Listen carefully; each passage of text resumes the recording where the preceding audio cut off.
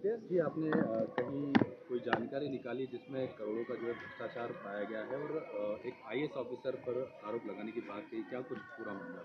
देखिए, मुझे कुछ दिन पहले सरकारी विभाग के कुछ अधिकारियों ने बताया कि हमारे साहब जो हैं, साहब पूर्व में जो साहब रहे, उन्होंने 10 करोड़ रुपए लेकर एक मामले का सेटलमेंट किया है। उन्होंने पात कंपनी का नाम लिया और मुझे उसके बारे में बताया। जब मैंने उसके दस्तावेज निकाले तो वो जानकारी सही पता चली और दस्तावेज ऐसे निकले हैं कि एक पात कंपनी है जिसको 12,70,000 घन मीटर खनन करने की अनुमति थी, लेकिन उस कंपनी ने 3,44,520 घन मीटर की अतिरिक्त खनन इन्होंने किया। इसके लिए अपर कलेक्टर साहब प्रवीण फूलपगारे थे। उन्होंने फरवरी 2023 में इस कंपनी को नोटिस भेजा था कि आप जो है इसके लिए आपने जो अतिरिक्त खनन किया है उसके बदले में आप 51 करोड़ 67 लाख 67 लाख और 64,520 रुपये की पेनल्टी जमा करें, है ना। इसमें आधा शुल्क जो है पर्यावरण क्षतिपूर्ति और आधा शुल्क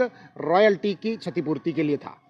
लेकिन उसके बाद में नवंबर 2023 में हमारे हरदा में एडीएम साहब एक होते हैं नागार्जुन बी कोंडा और एक हमारे हरदा के कलेक्टर साहब उस समय थे। उन दोनों के तालमेल से इस मामले को निपटाया गया। खैर, इस पूरी शीट में गर्ग साहब का नाम कहीं पर नहीं है, लेकिन चूंकि कलेक्टर थे तो उनका इन्वॉल्वमेंट इसलिए हम मान भी सकते हैं क्योंकि उनके कर्मचारी उनका नाम ले रहे हैं।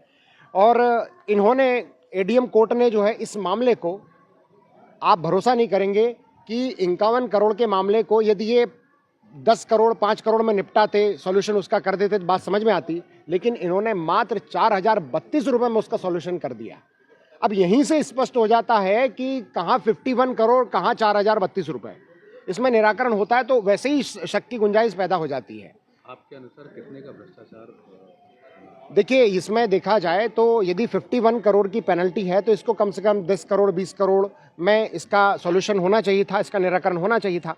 लेकिन ये निराकरण जो है ये 4,032 रुपये में हुआ है। तो मतलब कुल मिला के मध्य प्रदेश सरकार को करोड़ों में, है ना, मतलब दहाई अंक के करोड़ में इनका जो है मध्य प्रदेश सरकार को राजस्व का चूना लगाया गया है। आप अभी क्या करेंगे और कहाँ? देखिए, मैं आर्थिक अपराध शाखा में दोनों आईएएस अधिकारी नागार्जुन बी गोंडा और ऋषि गर्ग साहब, दोनों आईएएस अधिकारियों की रिपोर्ट कर रहा हूं और साथ ही प्रधानमंत्री कार्यालय के अंडर में कार्मिक प्रशासन विभाग आता है, उनको रिपोर्ट पहुंचा रहा हूं, है ना। और हाईकोर्ट भी मैं केस अपील करूंगा यदि कहीं से भी कार्रवाई नहीं होगी तो। मैं दोबारा जांच की मांग करता हूं कि इसकी जांच होनी चाहिए इस केस की और दोषी अधिकारियों पर कार्रवाई होनी चाहिए, क्योंकि अधिकारी अभी अभी नवनियुक्त अधिकारी हैं नागार्जुन बी गोंडा और अभी से इतना बड़े बड़े भ्रष्टाचार कर रहे हैं।